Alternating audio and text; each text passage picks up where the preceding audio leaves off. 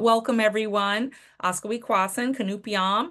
As you know, I'm Lorén Spears, and I'm certainly glad to have this beautiful day and to have all of you with us today. This is a free educational series made possible through the generous support of the Rhode Island State Council on the Arts, the United Way, the Island Foundation, and community donors like you. We're deeply grateful for your continued support and which allows us to share this educational program freely with audiences near and far. Each month, we have the privilege of hearing from voices that illuminate the enduring significance of Indigenous history, lived experience, and resilience of Native peoples across centuries of challenge and change.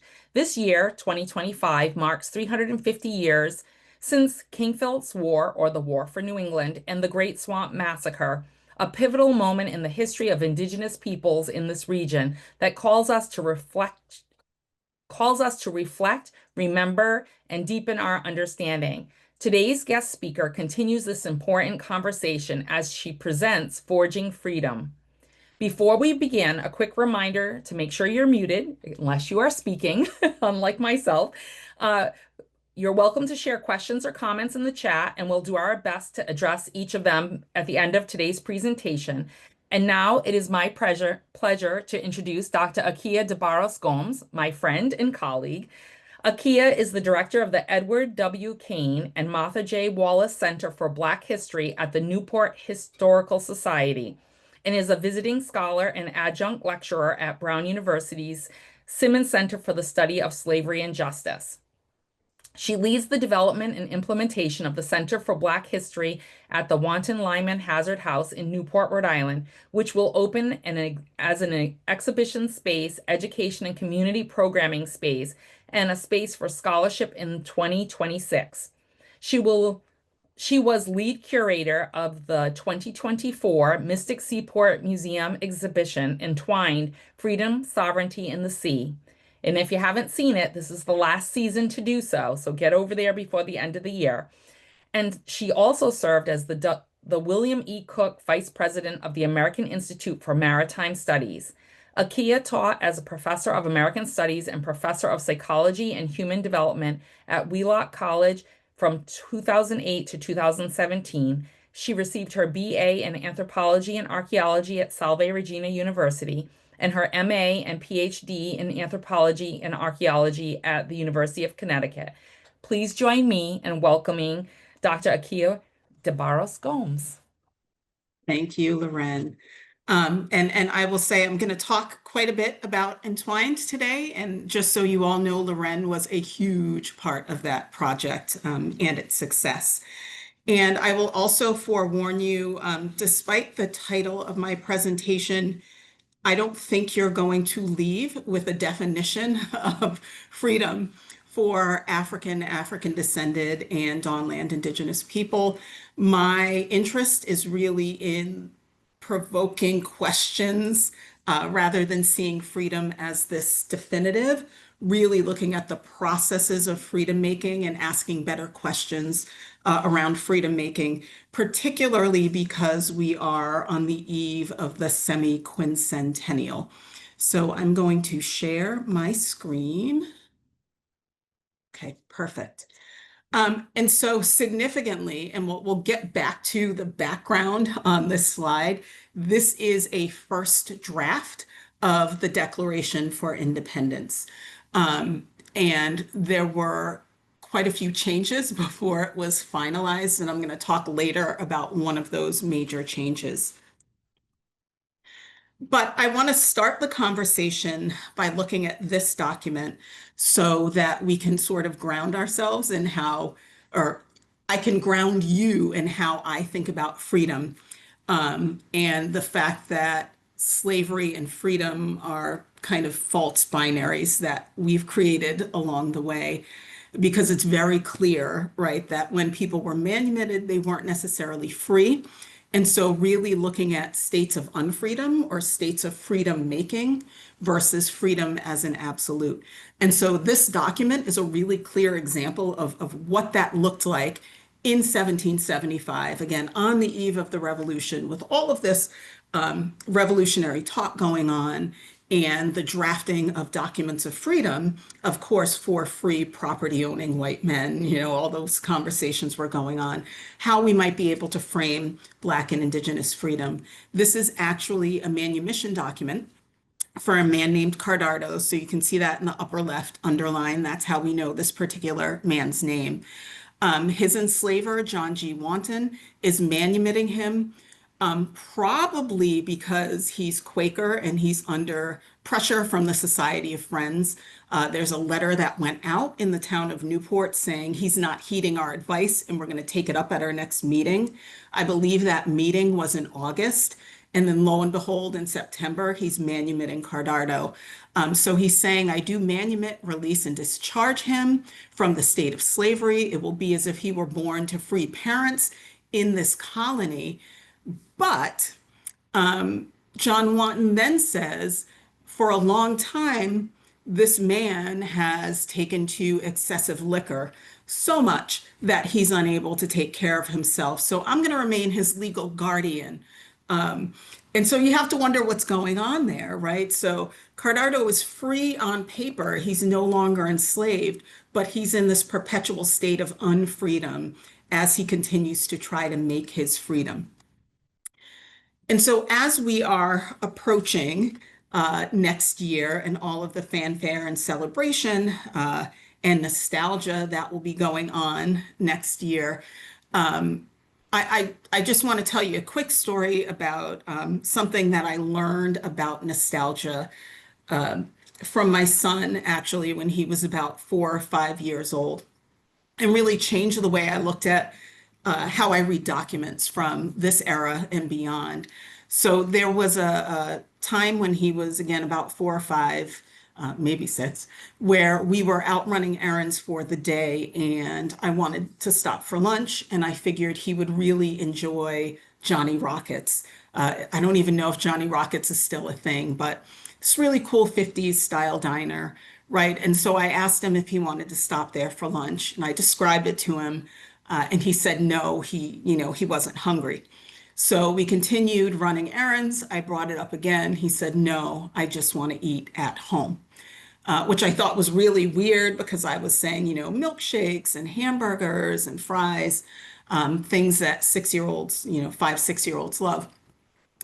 Later on that night, he told me the reason that he did not want to go out to lunch to that restaurant is because he didn't want to have to sit in a Black section and he didn't want to not be able to use the bathroom. And at first I was like, what the heck is he talking about? But then I remembered that I described it to him as a 50s style diner. And so being young and attending classes with me, right? So he was deeply immersed in history and history of the United States and all of that by the time he was that age. He had not yet absorbed the nostalgia of the 50s. And it was the first time that I thought of nostalgia as really dehumanizing, right? Because you're not telling, you're anesthetizing, if that's the right way to say it, the stories of the past, right? And you're not acknowledging people's lived histories during these time periods. And so part of the work I do is to challenge that nostalgia over what we mean when we say we were free in 1776 and the Declaration of Independence is a document that freed us from British tyranny. And in thinking about, ways to challenge that nostalgia, we of course have the line regarding people, Indigenous people, that they are merciless Indian savages from which the colonists need protection, right? But the other thing that I want to point out, and this is why I had the draft on that intro slide, there's also something significant that was taken out of the draft, the original draft of the Declaration, and it was regarding slavery. So all of that text, that section of text, what it says is, and again, it's a critique against King George, that he's waging war against the most sacred rights of life and liberty. They are critiquing the transatlantic slave trade that the British are involved in, and they're calling it piratical warfare, right? The British are pirates as they're going and capturing people from the African continent and subjecting them to a life of slavery. And this was all written by Thomas Jefferson, by the way. He calls it an assemblage of horrors. And when it came time to finalize the document, they took this part out, right?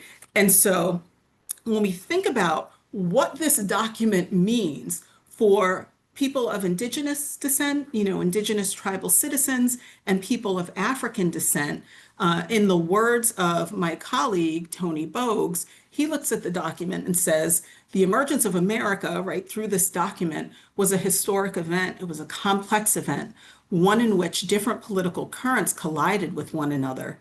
What emerged out of revolutionary America was not a society which bent towards an arc of justice, but a multi-layered order structured around racial domination and settler logistics. And I don't think looking at these two elements of that document that we could argue against that interpretation. And so when we were working on the exhibition Entwined Freedom, Sovereignty in the Sea, which I should say was, although on paper I was lead curator, it was really a community collaboration with Dawnland Indigenous people from throughout this region and people from Black communities from throughout this region that really came together to do the storytelling that you see in that exhibit. And what really grounded us in our storytelling was what are the stories our ancestors would tell about the history of this place?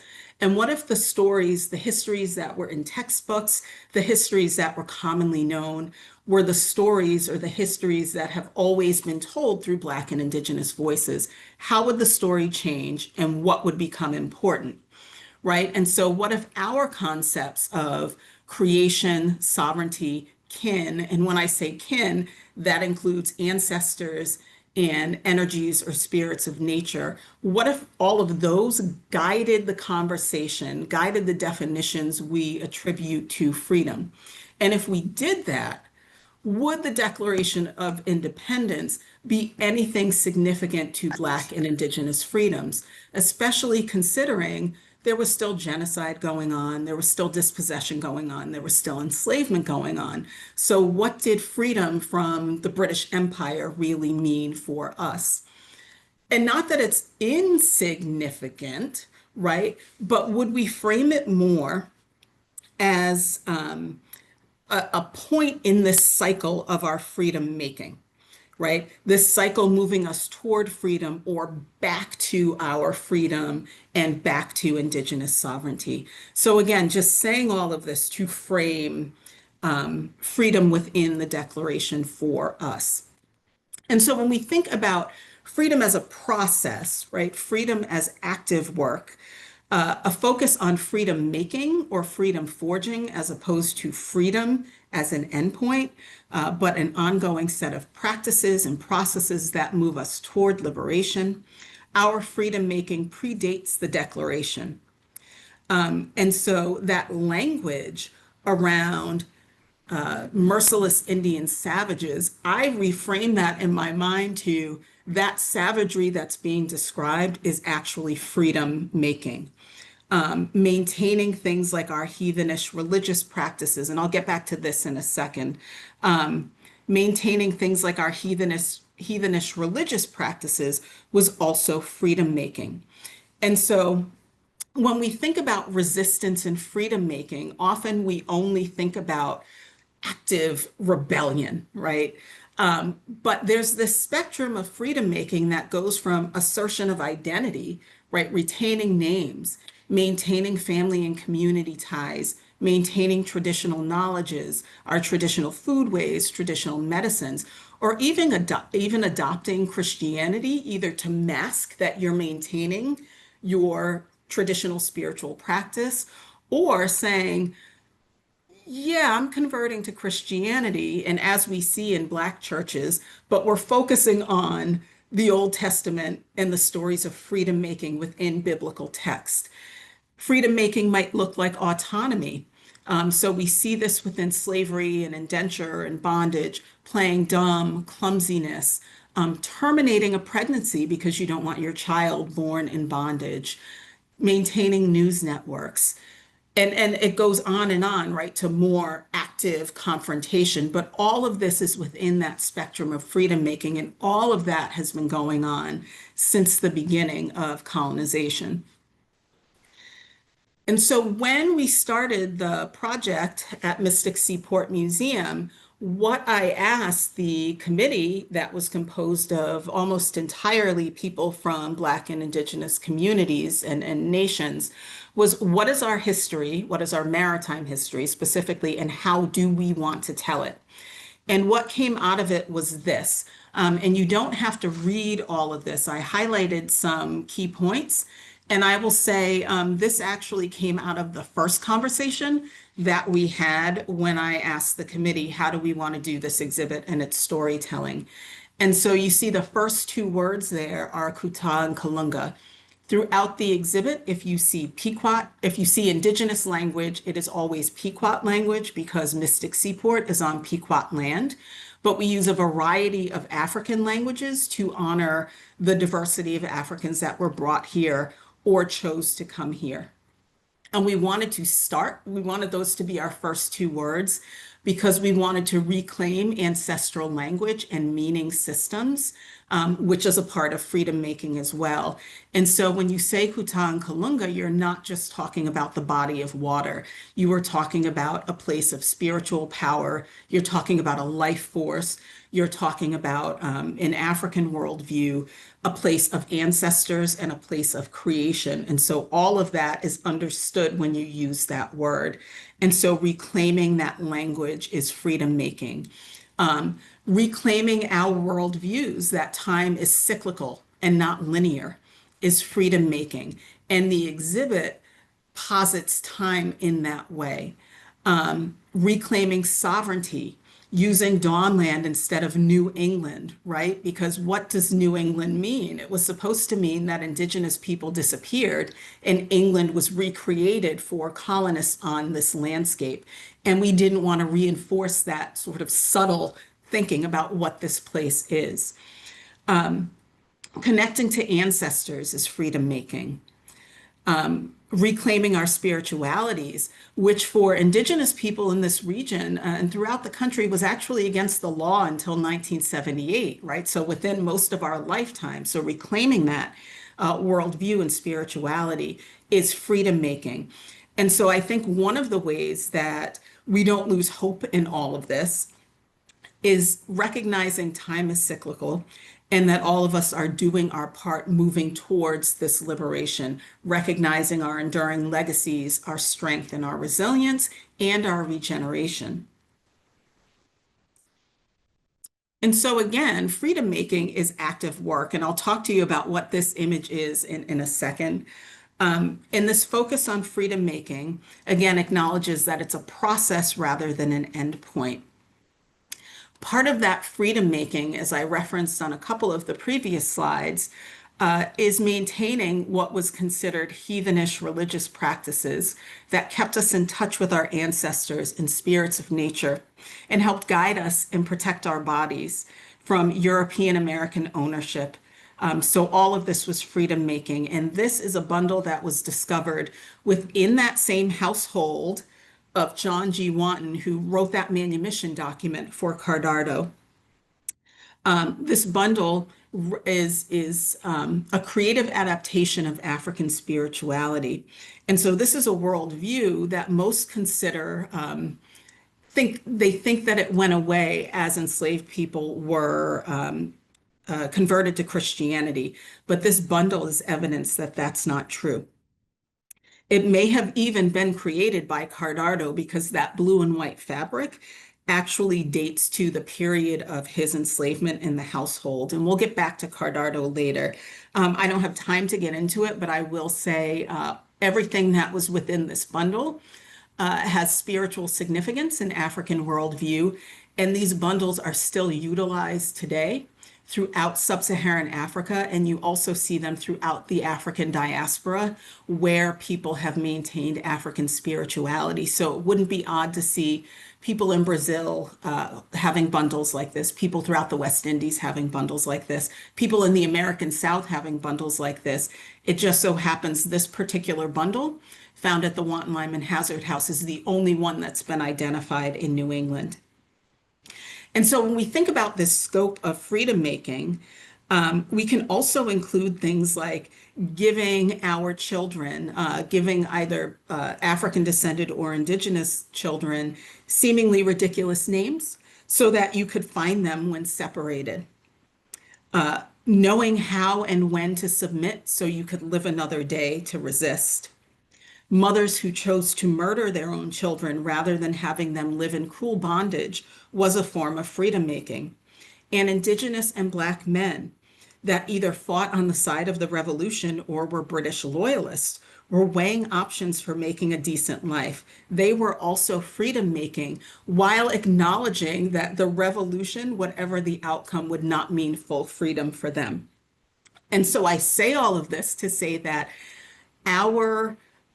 the fact that we continue to challenge this simple celebration of the 250th is also contemporary freedom making. This is the oldest belonging that is in the Entwined exhibition. It is about 2,500 years old. It was found by archaeologists on Pequot land and is partially assembled. And we use it to talk about the past being present and enduring legacies, but also symbolically to talk about African-descended and Dawnland indigenous fragmentation. We recognize that colonialism, slavery, and dispossession interfered with our freedom and our freedom making and fragmented us, but we are doing the work to make our communities whole, which is also freedom making. Within our communities, culture keepers and knowledge keepers have maintained the stories of our freedom making and importantly of joy, of kin, and of community. And so this freedom making and fragmentation speak to larger issues within Black and indigenous histories and presence. Can we be free the way freedom is most commonly conceived of? Can we be free without resources, respect, and recognition? Or is our freedom better described as the work we do toward access to resources, respect, and recognition, rather than the abstract concept of freedom that implies an endpoint? And just a note on how worldview impacts the way we think about and trying to move all of you to the other side of my screen. How worldview impacts the way we envision and talk about freedom. On that second slide I talked about cycles and time being cyclical. So on the bottom right-hand corner is a sub-Saharan African description of the entire universe and everything in it, right? This specifically is a Bakongo cosmogram. And again, I don't have a lot of time to go into it. I will say when I was teaching a course on African spirituality, it took us about a week to get through this symbol alone because it really embodies everything that's in the universe. But important for thinking about concepts of time and freedom and personhood, the outside circle with the arrows is movement of time, movement of the cosmos, our life cycles, movement of the seasons. And so if you follow the dots that are in the different colors, the one all the way on the right is birth, the red is life, the white is death. But if we're talking about cycles, death isn't really an endpoint either. And then the yellow is both conception and ancestorhood. And we have this image within the exhibit. And I can't tell you how many people come in, and when we give the long form explanation of it, they will say, oh, that's just like a Hopi medicine wheel, or oh, that's just like traditional Chinese medicine, or oh, that's the way we envision time and humanity in my culture. So it's this really sort of globally indigenous way of viewing time in the universe. And so when we think about freedom in this worldview, I often think about the story of Ebo Landing. And if you're not familiar with it, I'll tell the story really quickly. And this is also, by the way, why I said enslaved and indentured mothers who murdered their children were freedom making based on this worldview. And so that horizontal line in the cross within the circle is the Kalunga. And if you remember, that was the second word, right? We said Kuta and Kalunga in that narrative for the exhibit as our bodies of water. And the Kalunga is also the separation between our realm, sort of what we can see in human interaction and that which is tangible. Beneath the Kalunga, beneath water, resides our ancestors and children who have not yet been born. And so the story of Ebo Landing historically has always been told as a mass suicide, that the enslaved that were on this ship, they got off the ship in the Georgia Sea Islands, and they knew what was in store for them. So rather than stay on land, they walked back into the water. And again, it's always been told as a story of a mass suicide, but they were Mende mostly, right? And so from an African worldview, if you are walking into the water and you don't see death as absolute, what they were actually doing was leaving this place of enslavement and returning to their ancestors and returning back home. So whenever I tell that story, and when I tell that story within the exhibit, I frame it as a story of freedom making rather than as a mass suicide. And if we think about freedom making in that way, we can rethink the stories we tell about people who jumped ship over the course of the Middle Passage, right? And usually we call that a suicide, but in the African mind, is that actually freedom making? And do we need to reframe the way we tell those stories?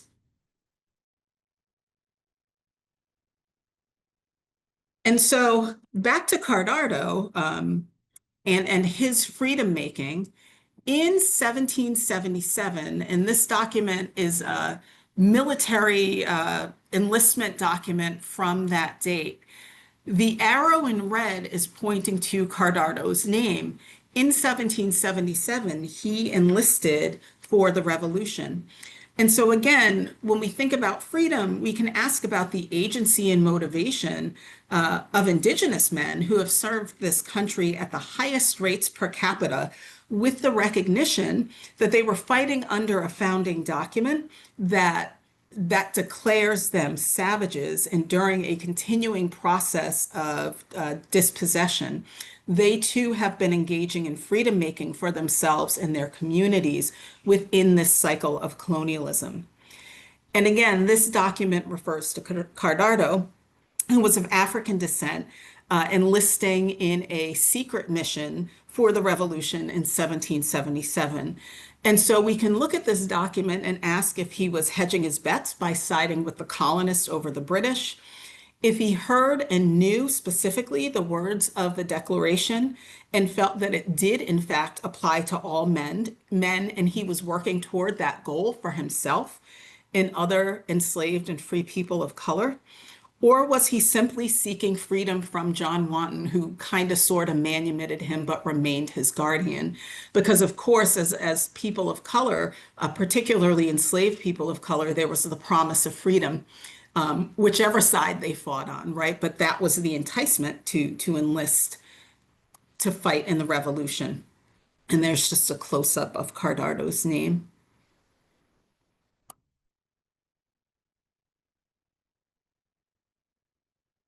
And so here's where it gets a little complicated, and again brings us back to thinking about stages of unfreedom and freedom making. This document is a census from 1782. And what we see for John Wanton, who was Cardinal's enslaver, until Cardinal was manumitted in 1775 and then was Cardinal's guardian until he left to go fight in the war in 1777. In 1782, John Wanton has one Black man and one Black woman, both who are near the age of 50, residing in his house. And so my immediate question when I saw this was, did Cardardo come back? Akeia, I think you unshared your slides. Oh, I don't know how to. I can still see the slides. Can other people still see the slides? Okay, Can other I'll bring them back. No, it might be me. Sorry. Can everyone see now? Yes. Okay. Thank you. Sorry. And so in thinking about freedom making, it's like, why would Cardardo go back if this was in fact him?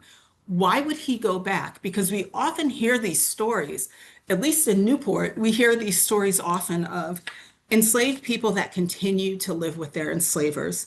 And that nostalgia creeps in, right? And the story that we hear is that there were such bonds of affection between the enslaved and the family that enslaved them that they chose to continue to live within the household. And so, again, how do we frame freedom making within that context?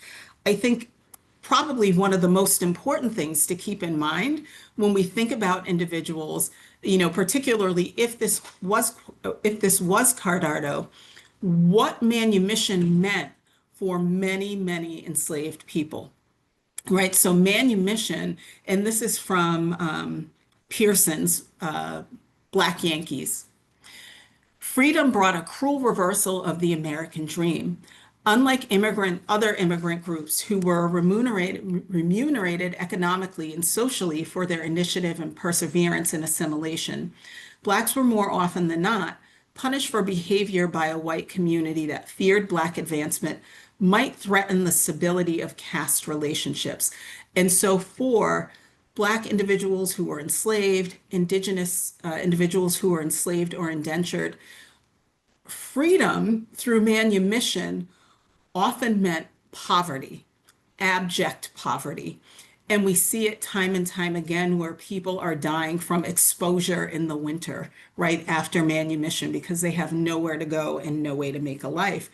And so again, it might seem contradictory, but returning to live in the household of your enslaver after manumission might also be a means of freedom making.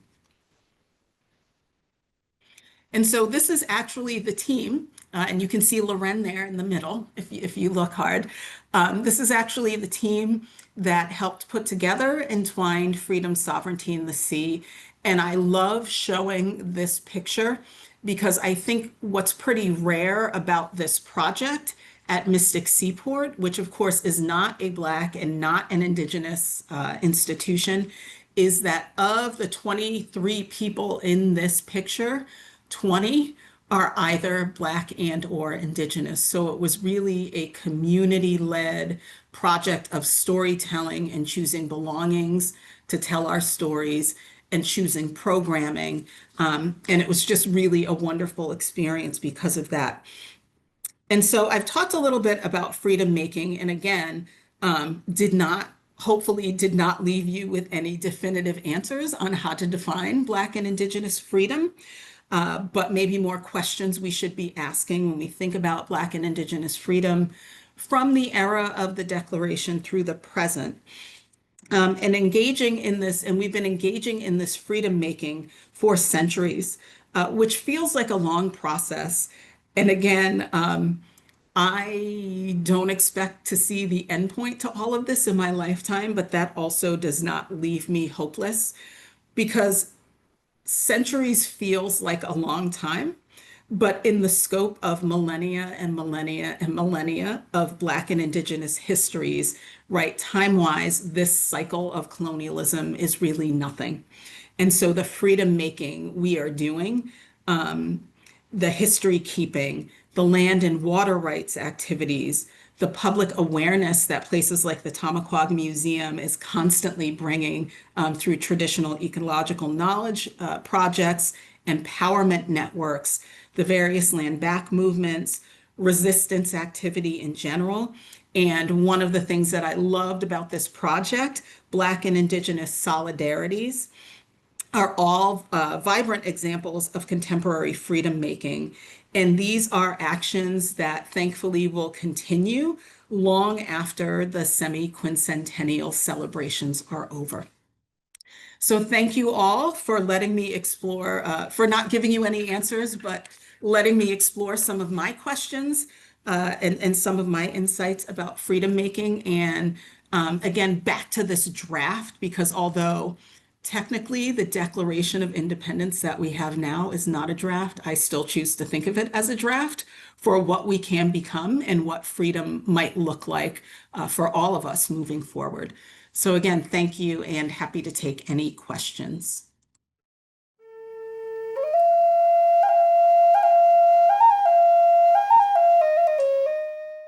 One of the questions from Reverend Riley was, what were our ancestors nostalgic about while fighting to be free? I don't know if you have an answer to that, Akeia, but maybe some thoughts. So let me just clarify, Reverend Riley, when I was talking about nostalgia, I was specifically talking about widespread public nostalgia about the era of slavery and servitude. So, when you hear things about individual, you're in Newport, right? Yes.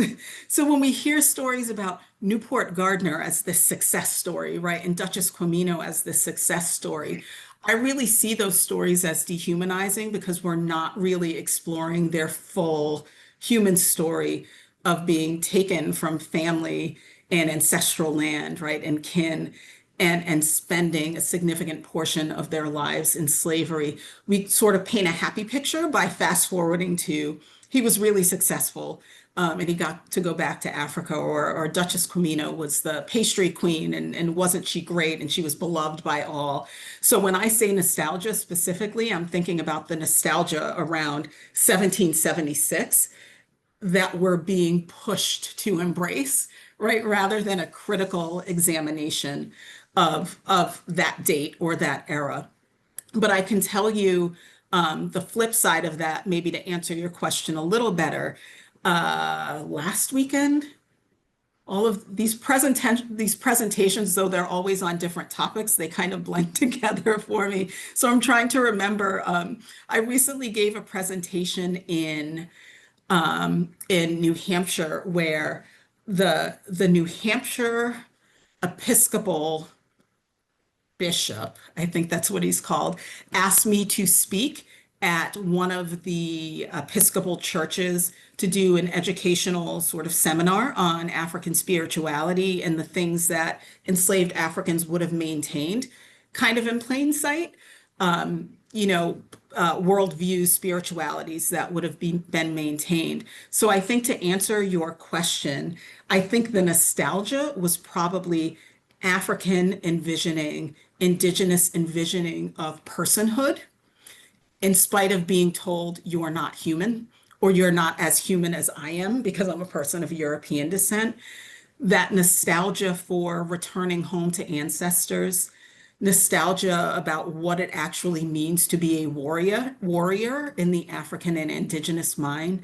So that's where my mind goes when I think about nostalgia for people of African and indigenous descent. But that's not, if there was any confusion, I just wanted to let you know before I gave that definition that when I say nostalgia, I'm talking about the way we've whitewashed that whole era and made it glorious. Yes, that's when you mentioned that we were going to be raising questions and creating more questions. That was a question that came to my mind connecting to nostalgia. And so I was thinking about the ancestors, what were they kind of nostalgia about, because my perspective is that we talk too much about slavery and because we weren't just slaves. And based on what we've done throughout history, I'm saying we had to be nostalgic or thinking about something in order for us to, in the midst of slavery, create churches, create institutions, become doctors and lawyers, and create communities and stuff like that. There had to be some nostalgic believing about freedom and freedom making and a way to make freedom. And so that's what triggered, those are the questions that were triggered in me when you mentioned about nostalgia and we're talking about your child and that relationship. I said, yeah. I said, well, what were our ancestors nostalgic about that caused them to even think about, you know, I'm not a slave. I'm free. I was created to be free. And, you know, so yes, you did answer my question. And the second answer part of your question is very, was what I was expecting to hear or where I was exploring in my mind, in my spirit. Thank you. Thank you. Thank you. And now you've given me something else I have to add, right, to presentations when I talk about nostalgia. Nice. There are a Okay. few more questions in the chat. Kay asks where you can find the draft of the Declaration of Independence that you shared. Is there a website that it can be accessed on that you know of? Yeah, I think so. Part of it, at least, is on the Library of Congress website. The website is still there, right? You can still access the document despite the government shutdown. So I don't think the original first draft exists except in fragments. So I think the one that they have posted is like a second or third draft or something like that. But loc.gov. And if you type in declaration, it should be one of the first things that pops up. Thank you, Akeia. Another question is, could you give an update on the opening of the Wanton Lyman Hazard House and any programming planned to educate the public on the dynamic history of Newport slavery and the property? So the hope, right? The hope is that we are opening Juneteenth of next year. So we're kind of preempting all of the fanfare that will be going on around the 250th by making sure that our stories are front and center in that storytelling in Newport, and that we are also acknowledging Newport's principal role in the transatlantic slave trade. But most importantly for me as a native Newporter, that there is a Black community that still exists in Newport and that has been there from the beginning, and they still have a voice, and we still have stories to tell, and we have triumphs and tragedies and joy that we want to share. So making sure, and I often say, I have to do that in one of the exhibit spaces or I'll get in trouble. Like all of my mom and all of my aunties will say, you know, why aren't you talking about what happened in 1964 in Newport? So we're going to make sure that we incorporate all of that. We have two primary partners, but that doesn't mean we're limited to two. The door is open for partnerships with the center, but we are currently partnered with the Newport Middle Passage Port Marker Project on future programming and storytelling that we do within the space. And our other partner, I'm actually sitting right now because I have to teach in a little while at the Ruth Simmons Center for the Study of Slavery and Justice. They are our academic partner in the center because we are also going to be a place of scholarship.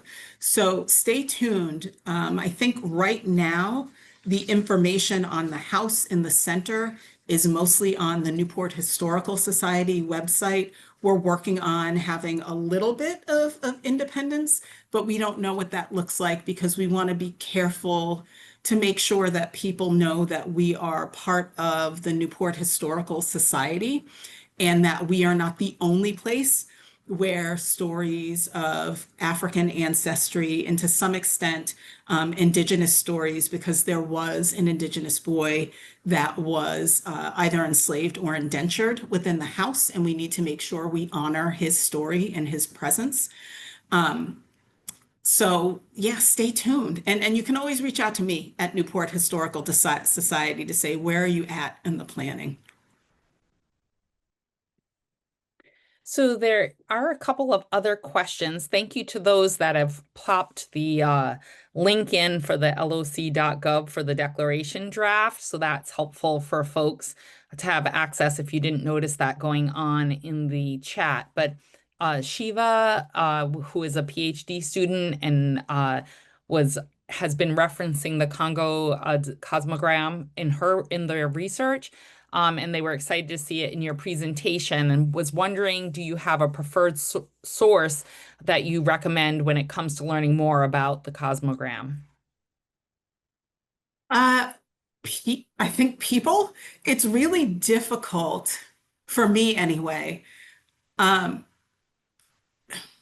a lot of the written sources on sub-Saharan African spirituality are not written by sub-Saharan Africans, so I'm hesitant. Um, I think people who are practitioners, I always find are the best resources for understanding meaning systems, right? People who that is their practice, that is their worldview. Happens to also be my worldview. I'm heading to Benin in January. So I lived in Benin for a couple of months about 15 years ago, going back for a spiritual festival in January, and just always learn every time I'm there. It's like continuing ed for me.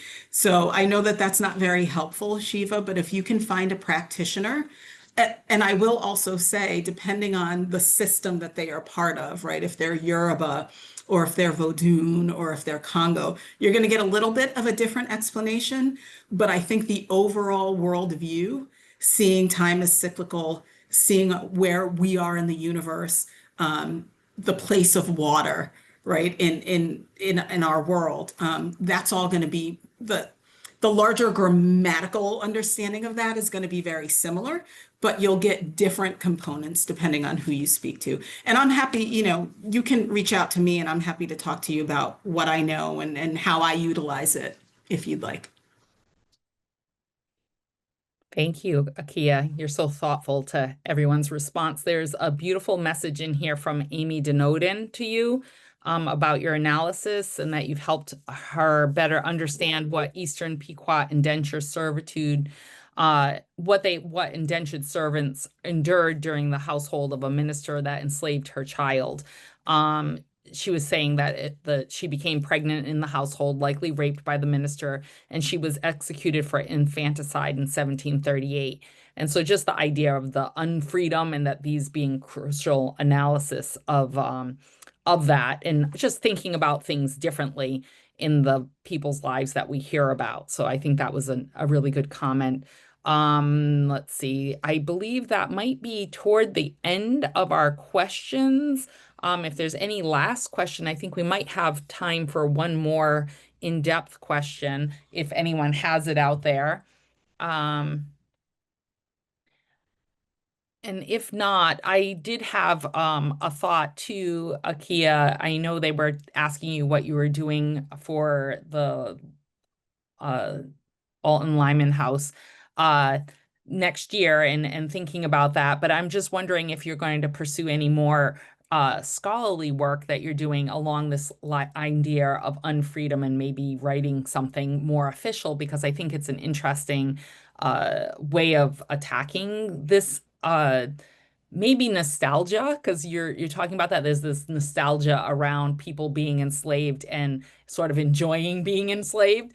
And then just the nostalgia around all of these other things that are part of the process. So I'm just curious if you're thinking about doing that into a publication of some sort.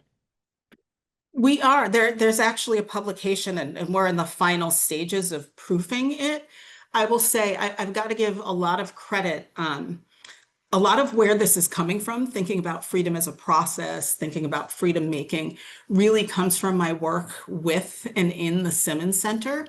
If any of you are aware of I think it was one of the last really big Smithsonian exhibitions. It was done as a collaboration called the Global Curatorial Project. And it was a collaboration between the Simmons Centers and curators from around the world. So from Liverpool, Rio de Janeiro, Dakar, Cape Town, and Africatown in Alabama. And it's framed, at least here in the Simmons Center, there's a small exhibition called Unfinished Conversations. The exhibition in the Smithsonian is called In the Wake of Slavery. And it's really about slavery as a global conversation throughout the diaspora. So what does identity mean? How is identity in Newport intimately tied to identity in Rio de Janeiro, right? And can we have those conversations? And so a lot of what I'm bringing to my interpretation in the Black History Center in Newport and my work moving forward is grounded in that framing of freedom, not as a point, but as this continuing process toward liberation. And so in the publication that we are that will be available when the center opens on Juneteenth. It is a publication that is half scholar, and I shouldn't even say it this way because I don't want to imply that community members are not scholars, right? So not mutually exclusive, but half scholarly, meaning the executive director at Newport Historical Society wrote a history of the house itself, where the center is going to be housed. There is a colleague of mine wrote about the Voices Project at the Newport Historical Society, which is our database project, making sure that if we can't name, we at least acknowledge everyone who is Black and/or Indigenous in our manuscripts and records. And that's fully available. It's an ongoing project, but fully available through the Newport Historical Society website. I wrote a chapter on the bundle, and the bundle is freedom making. Tony Bogues at Brown wrote a chapter on rethinking freedom and liberation. And then the other half of the book is interviews I did with community members about identity and slavery and freedom making in Newport and what it means to them. And the really cool thing about it, I think I got a taste for what you do, Lorén, because I was doing this work and interviewing people in my own community. And learning things. I mean, even about my mom. My mom was one of the interviews, and she told me a story that she had never told me before. And that interview and asking her for a picture for the book was the first time I've ever seen a picture of my mother as a child, right? So I'm coming to understand my own community in a much better way than I did, right? I took that I knew the community for granted.